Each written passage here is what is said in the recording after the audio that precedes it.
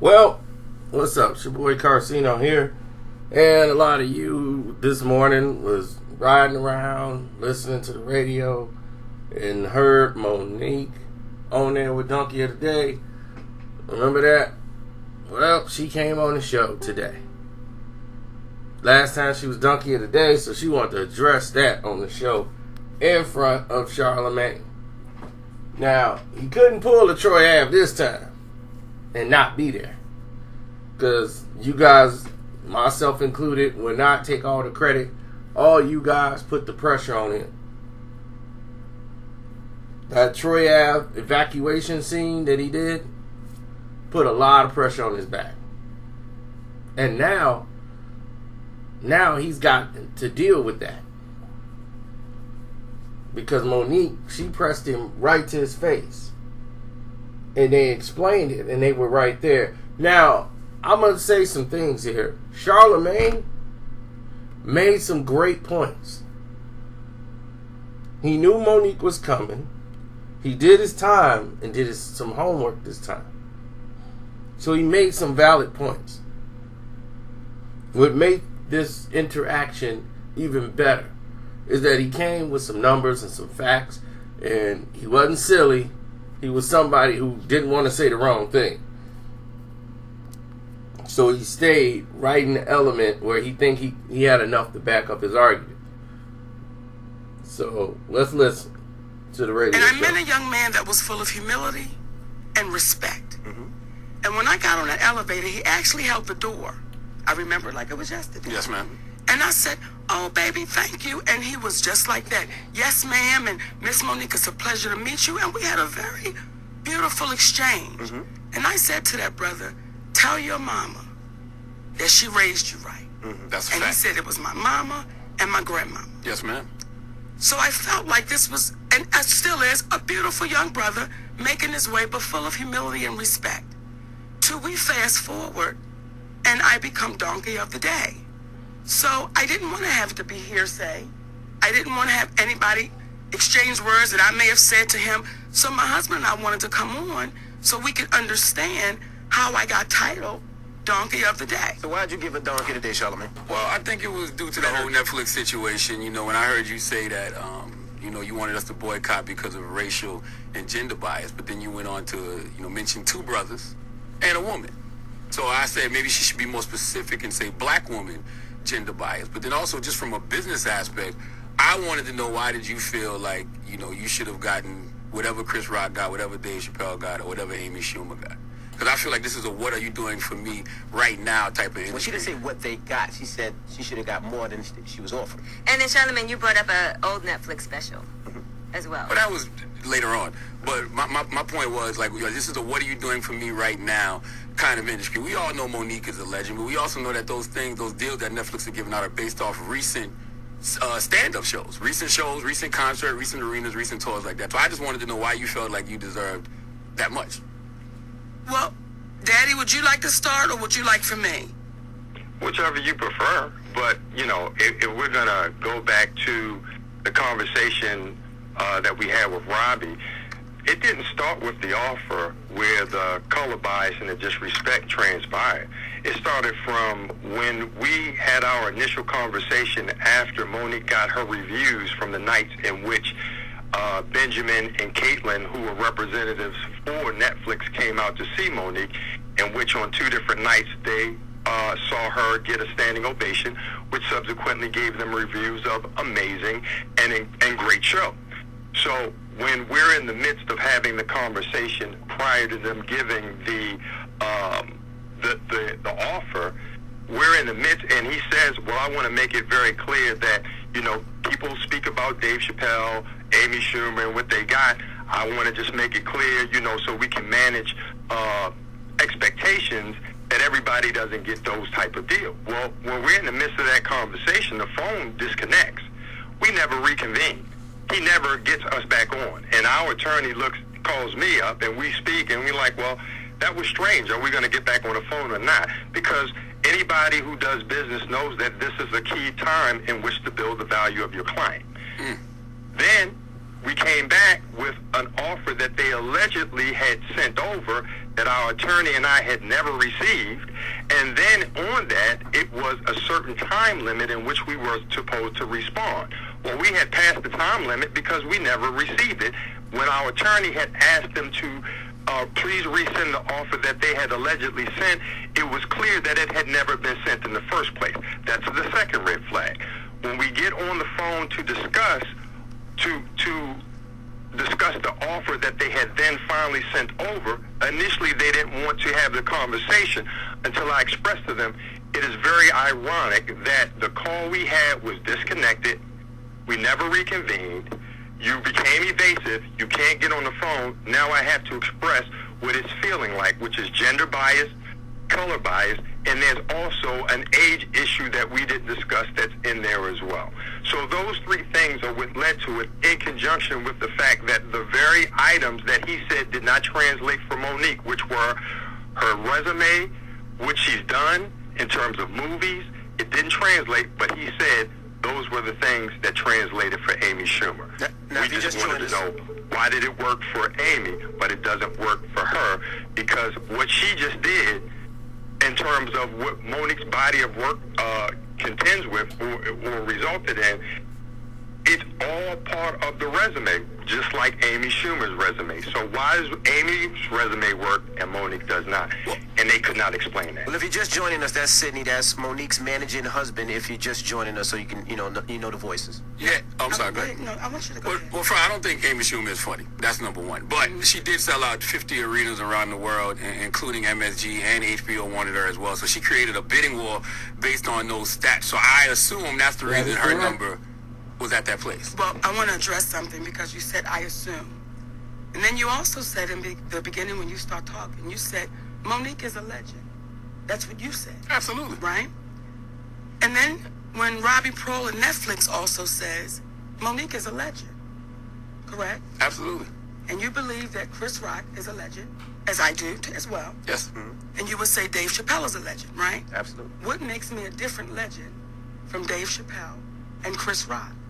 Well, when it comes to that Netflix special, the fact that Dave Chappelle did 1,500 shows prior to signing his Netflix deal. Chris Rock was on tour with the Total Blackout tour, selling our shows arenas around the world before they did that Netflix And they also deal. lured him away from HBO. Well, I understand what y'all are coming to the table with. When I came to the table and I said, guys, and I said it humbly, I'm the most decorated comedian alive. And I said that humbly.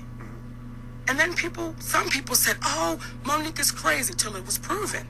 Till everybody actually saw the numbers and said, well, I guess she's right about that. And when you say this is a what have you done for me lately, the question is, how much more do I have to do, brother? Because when you do a film called Almost Christmas, and that film has a $17 million budget, but it makes $45 million. And then my sister Amy Schumer does a film called Snatched. And that film makes $45 million. But it has a budget of $42 million. Now what's the profit on that? I'm asking the question. Yours made a lot more profit than Amy's Well, did. it was actually a $25 million profit. Mm-hmm. But that movie, Amy did her Netflix deal before Snatch.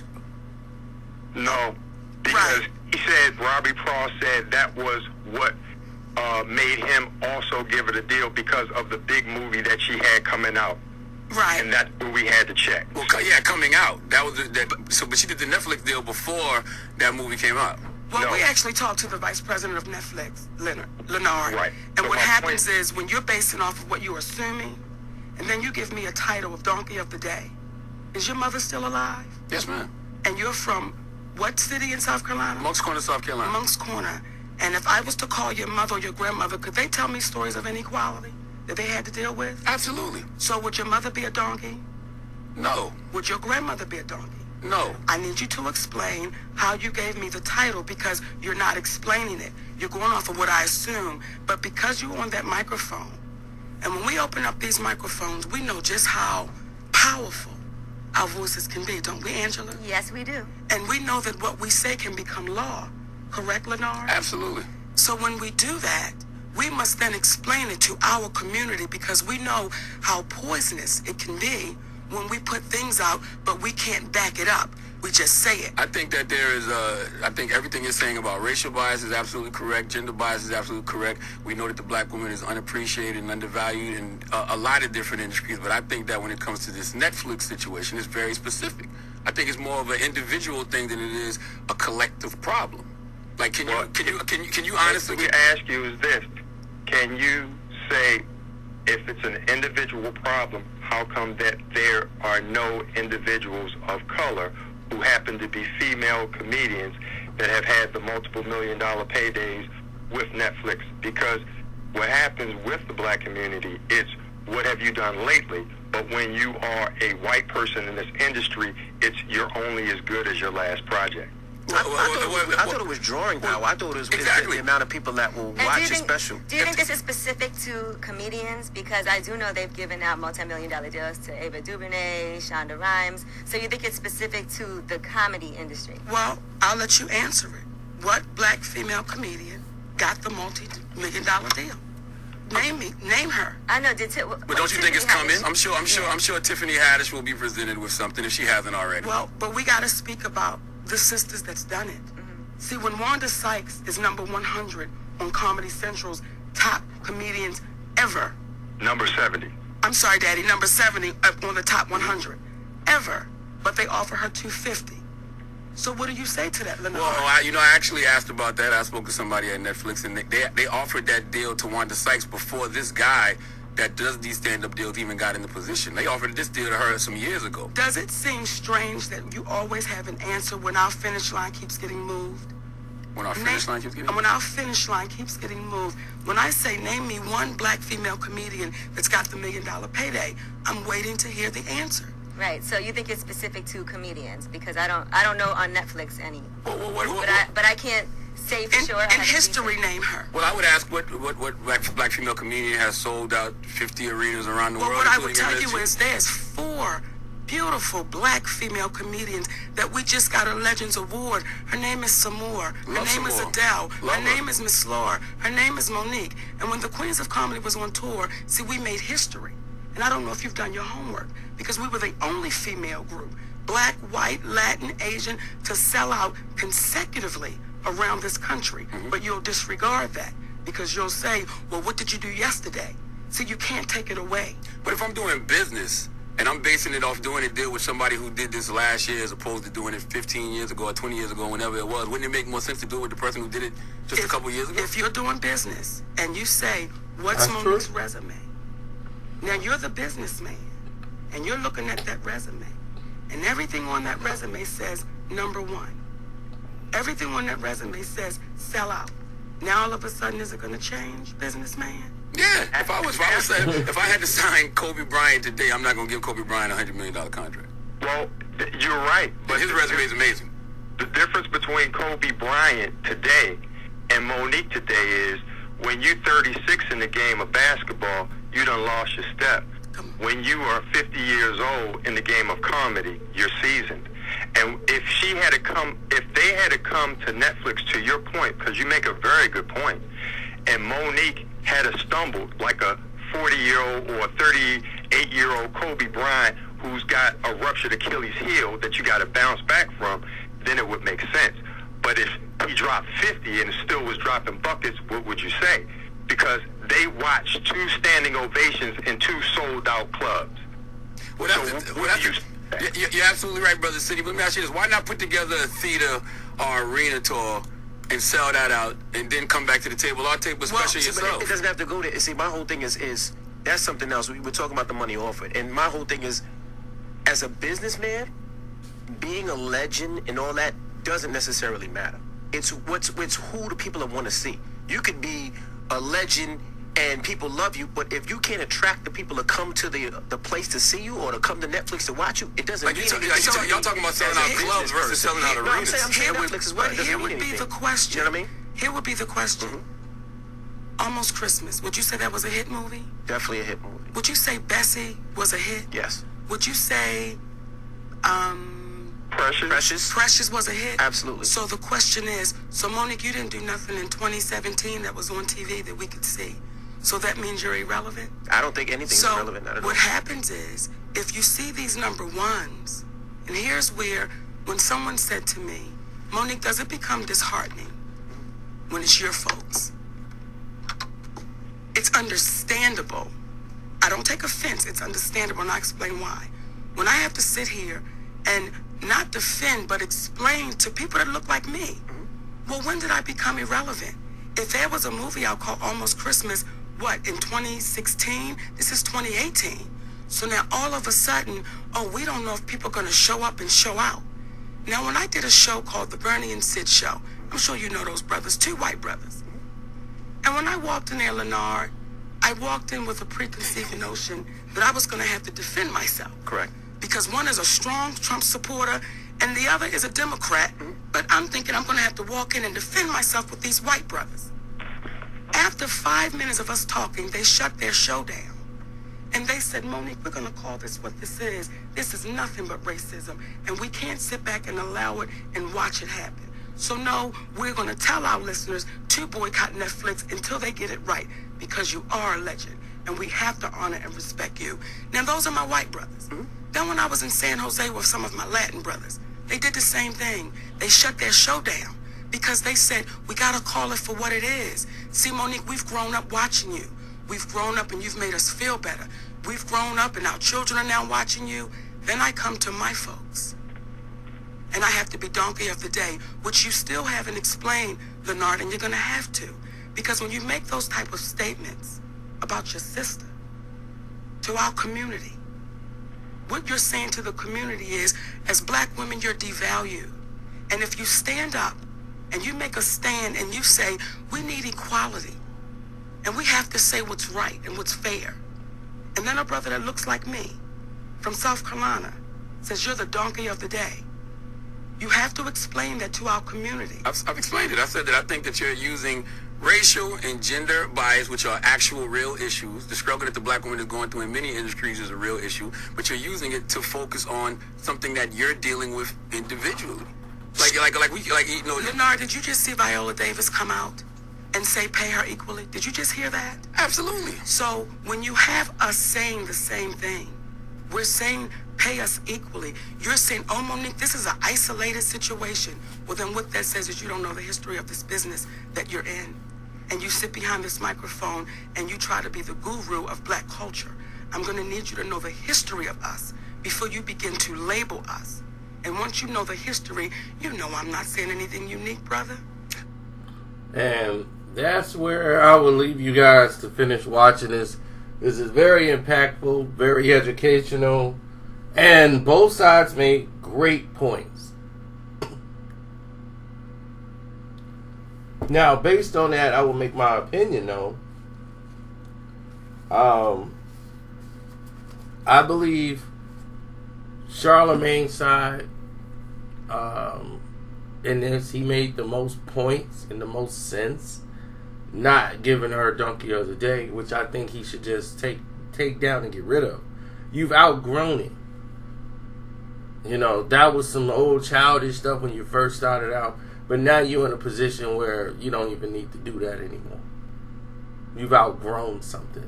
Well, you should have outgrown it by now. But anyway,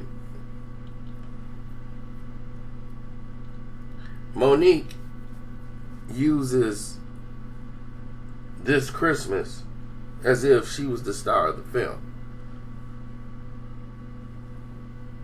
You know, Danny Glover, Gabrielle Union, you know, all of these actresses and actors were on that promo. Then at the very end it says, and Monique.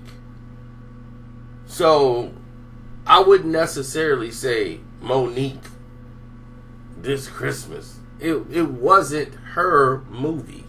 She was a person that appeared in the movie. She was good in the movie, watching it. But for her to be promoting this Christmas as if this is the Monique movie compared to somebody who was starring in the movie, that's an entirely different situation. I mean, don't you think?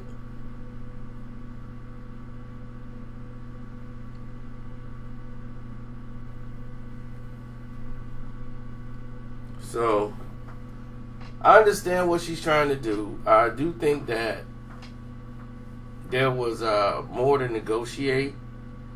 The practices at some of these companies are horrific.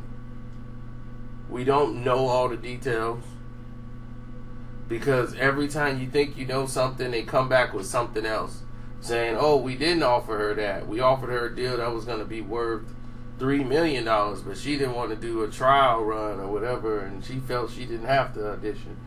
And some of the black comedians that are female are not going to get paid the same amount as they would white.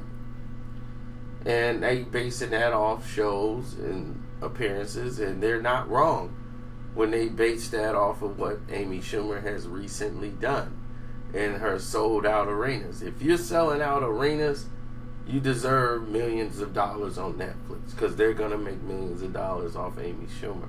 They feel safe with that number based off the people that showed up to see her doing stand-up in arenas.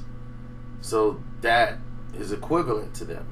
Now, if Wanda Sykes sold out Allstate Arena and Madison Square Garden, then yeah, that would equivalent her getting millions and millions of dollars. You can be the funniest person in the world, but if not too many people are coming to see you, then there it is, you know.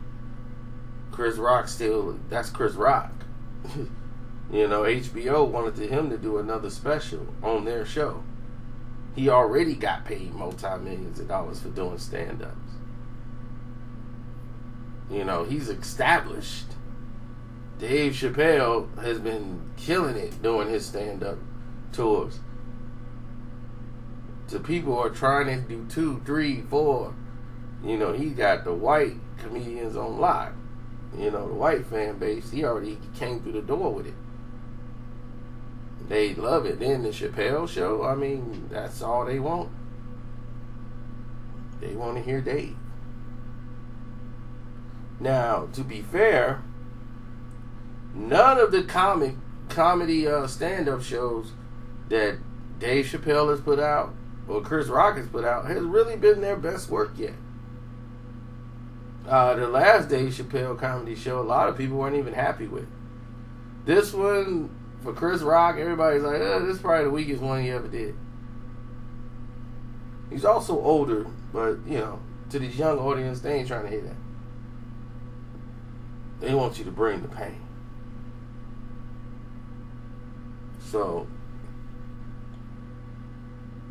that's my take on it. I mean, they both made great points. Charlamagne did his homework this time. I just wish he'd have dug a little bit more. The first time, he just kind of probably learned on it last minute, had to jump on the air right away, and then had to say something. But then, you know, they want to hold on to their position and not retract. So you end up with a situation like you got. But anyway, I'm out. Don't forget to subscribe.